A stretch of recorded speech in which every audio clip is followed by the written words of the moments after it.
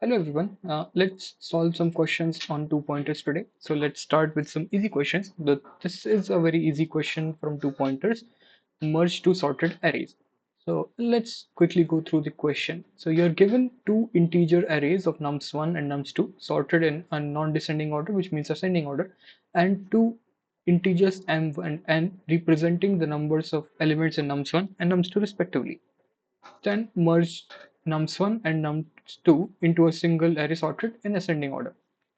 So this question can be solved as two parts, like there can be two parts of this question. So let's first figure out the solution for only the first part, and then we will go through the second part and the additional conditions given, and then we can see how we can solve with the additional conditions. Okay, so in the question we are given with nums1 and a nums2. So these are two arrays which are already sorted. So let's take an example. Suppose we have 2, 6, and 8, and nums2 with 3, 9, 10, and 14. So you can see both are in ascending order. Then how we can like create return another array, and which can be the merge of both the two arrays. So we can create a new array of nums3. So we need to merge nums1 and nums2. So obviously it will have the size which is additional, like m plus n size. So you can say 1, 2, 3, and then plus 4, 7. So we'll be having 7 spaces here. 2, 3, 4, 5, 6, and 7. And then we need to fill these 7 spaces. So you can just quickly fill this nums3 array with a very simple algorithm.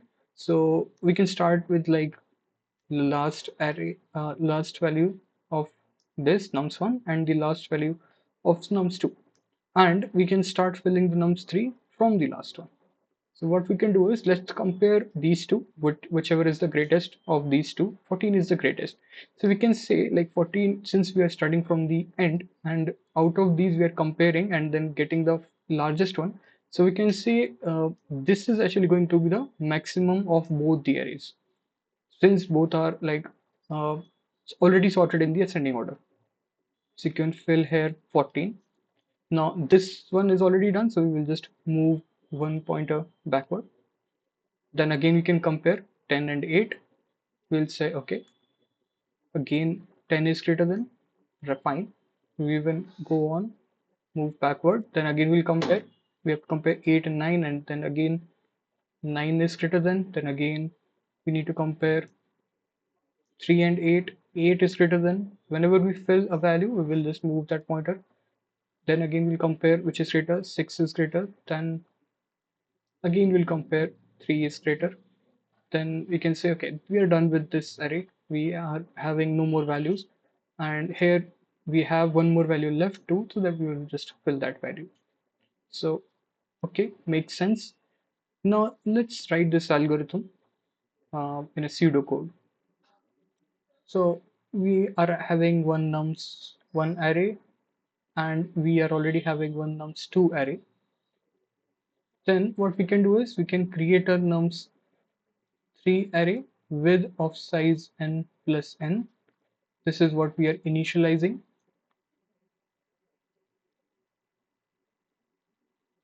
So let's initialize this.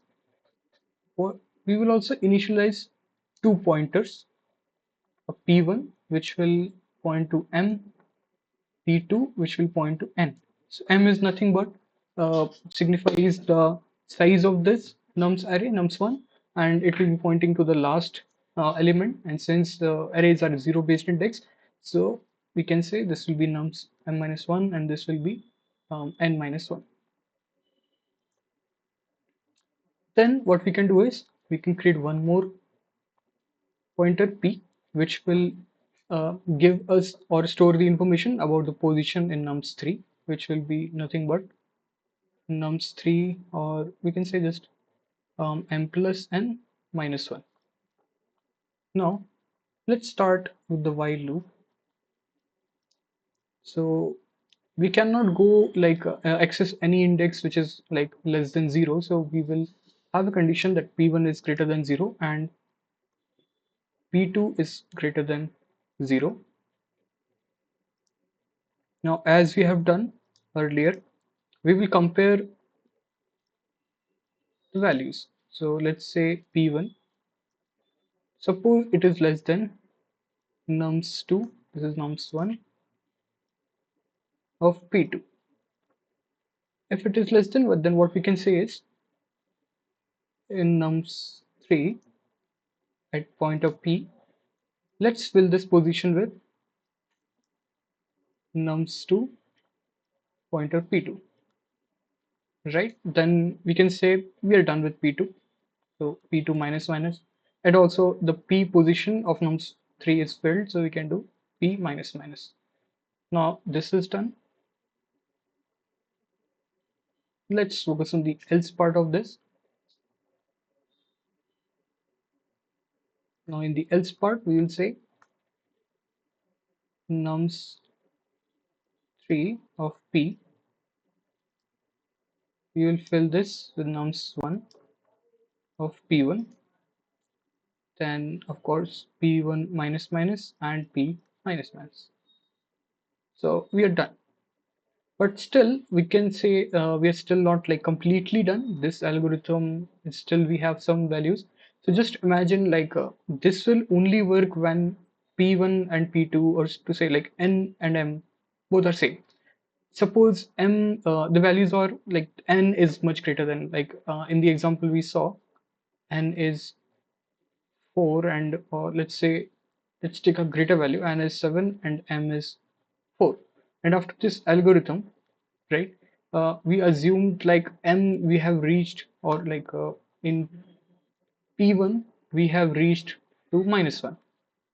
So this will, like this loop will come out, and in P2 we are still like on third, three, third index.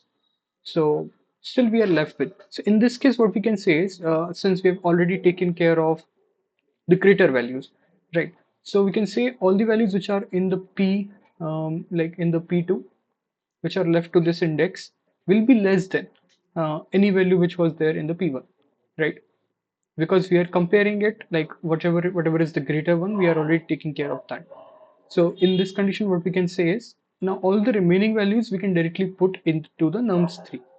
Similarly, in case P1 like values are remaining and P1 becomes 0, like uh, P2 becomes -1. In this case also, we can just directly put all these values into the nums3. So we need to add two more conditions here, that while P2 is still like greater than 0, then in this case what we'll do is nums_p is equals to nums2 P2, and then P2 minus minus and P minus minus.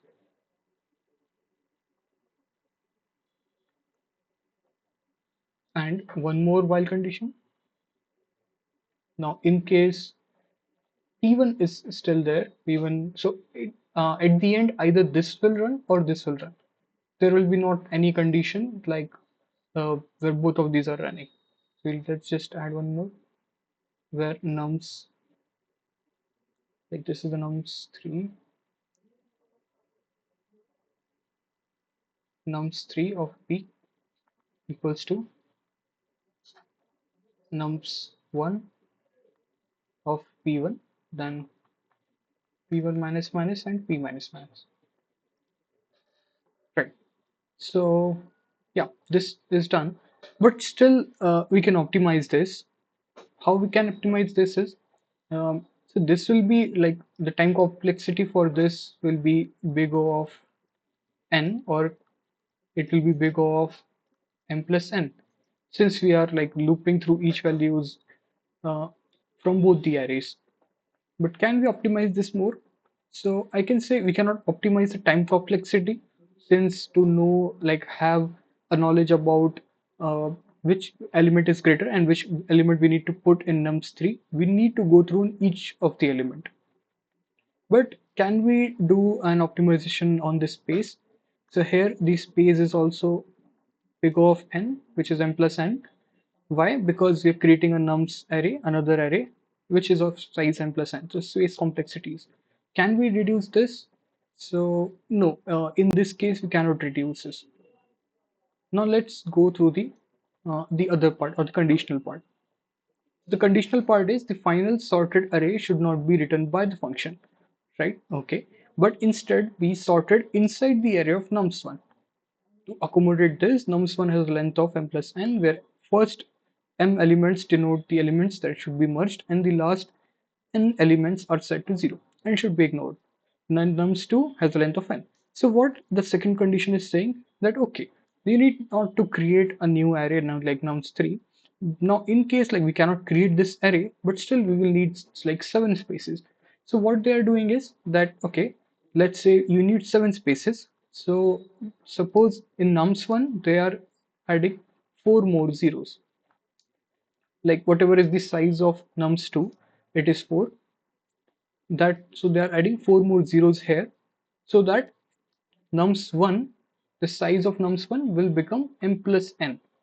Now the size of nums1 is become n plus n. That means it can accommodate all the values of the merged array from nums1 and nums2.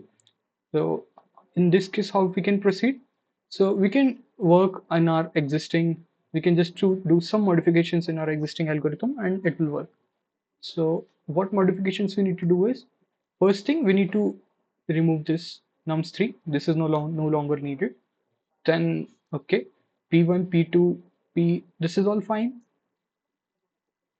Then what we can say is, let's suppose if this condition arise, right, that p2 becomes -1 and there are still values in p1, right? And if there are still values in p1, right, so we can say that uh, we don't need to do anything else, right? Because p1 means nums1, which at the end we want to return, right? And p1 is already in ascending order, like nums1 is already in descending order, so all the values, the remaining values will be like in the correct position only. So if this condition arises, we can say it's okay. We can just directly like this is done, our work is completed. And if the opposite condition is there, like if this is -1 and this is 3, then we need to still continue and we need to still place all the values. But I think this condition will never arise. Why so? Because like if this condition arises, that means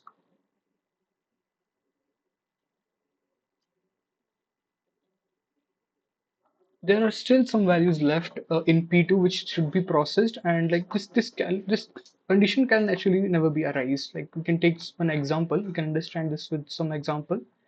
So suppose you take this example only. P2, we are assuming 3 values are still left, okay, and there is like in nums1 we are done with everything. So we cannot say like in nums1 we are done with everything. That means we have traversed m plus n, right? And if we have traversed m plus n, that means we have traversed all the values.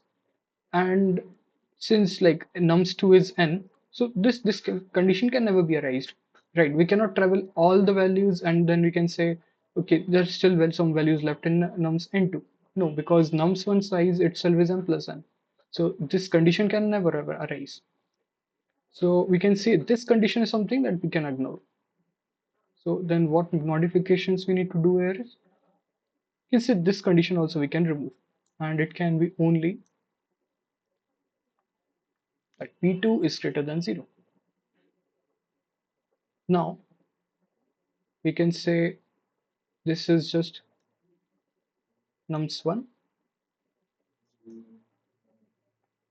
this is also nums1, then these two conditions or these two loops are also not needed. Yeah, so this is the complete algorithm, and once this is done, nums1 will have all the merged values from nums1 and nums2. Okay, thank you.